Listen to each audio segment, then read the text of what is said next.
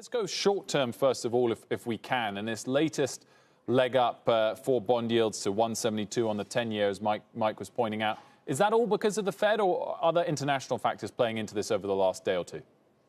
Well, I think there's a combination of things, but one of the big things that happened overnight when we sort of saw yields trip up pretty quickly past the 170 level was that we got rumors out of Japan that the Bank of Japan may be cutting back on its ETF purchases and widening the band for its bond, where allow bond yields to go.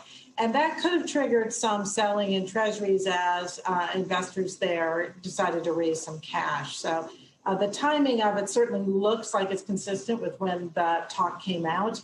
And we saw like an 8 or 9 basis point move in a very short period of time. So I think that contributed, along with maybe whoever was positioned the wrong way at the end of the day, you know, the international accounts coming in and deciding to square up their positions. And what is your expectation from here, Kathy? Do we continue to march higher, closer to 2%, for example, on the 10-year? And what are the key factors that will drive that? Is it purely the fundamentals, or will technical factors start to take hold?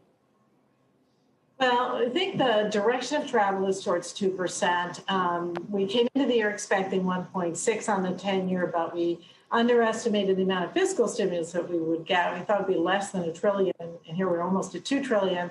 And of course, the reopening of the economy has been faster because the vaccinations have rolled out faster. So 2% seems like a reasonable target on the upside. I do think we've gone an awful long way in a short period of time. Some consolidation seems likely. But what we really don't expect is to see much action from the Fed to offset this. So real growth is up. Real rates are up. We've come from 50 basis points at the trough of the pandemic to 175-ish. Although that's a big move, think about how much the economy's improved in that period of time. So to us, it's mostly about, it's partly about positioning and hedging and all those things, but it's also really a reflection of the economy shifting gears very fast.